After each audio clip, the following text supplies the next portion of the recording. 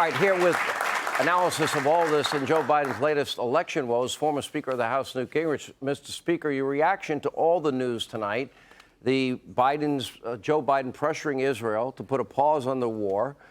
You hear about these 10 family members, tens of millions of dollars from some of our top geopolitical foes. Joe Biden now losing, according to the New York Times, in 5 out of 6 swing states, but in denial about it. Your reaction to all of it?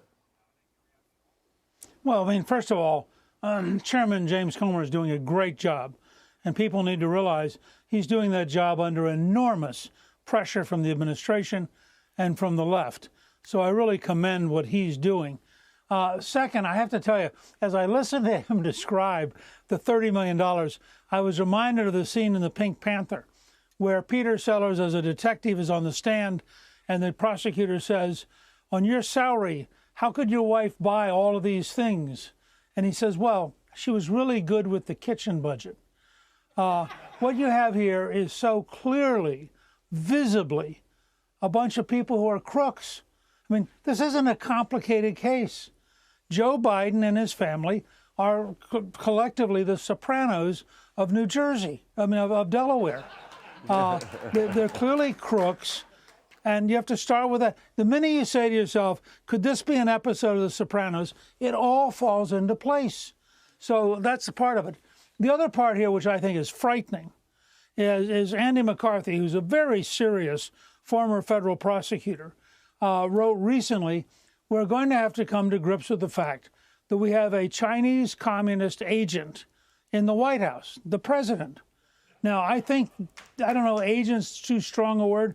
You clearly have in Joe Biden a person who, by any reasonable standard, was corrupted by a series of our enemies.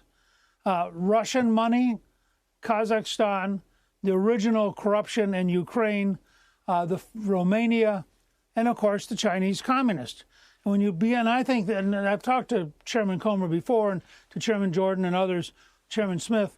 I mean, they are gradually going to paint a picture so vivid that every American's going to understand, whether you're for the left, you're for the right, if you're an American patriot, you're going to understand you have a president who is fatally corrupted and who was corrupted by our deepest enemies in the world. He swore as president. He swore as a candidate that never once did he ever speak to his son, his brother, or anybody for that matter about these foreign business deals.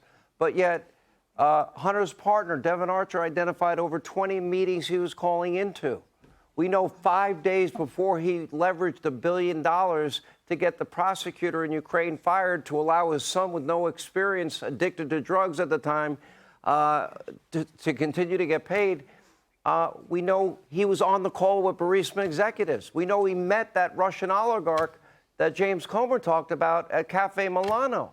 The level of just pure lying and the sheer amount of money from just oil in China and Ukraine is breathtaking from a kid that admits he had no experience at all whatsoever. I'd love that gig, kind of, if you give it to me. So would everyone in the audience.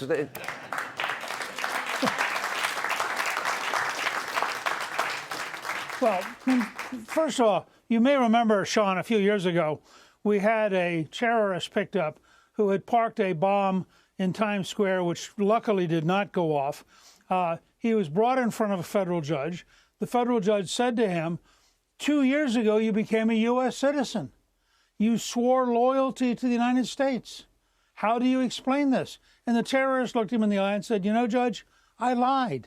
I'm a terrorist. I lie." Wow. What you have is, go back to The Sopranos.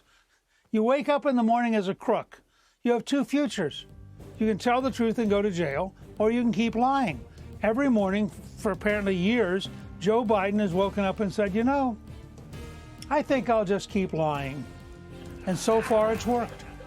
Former Speaker of the House, Newt Gingrich. Thank you, sir.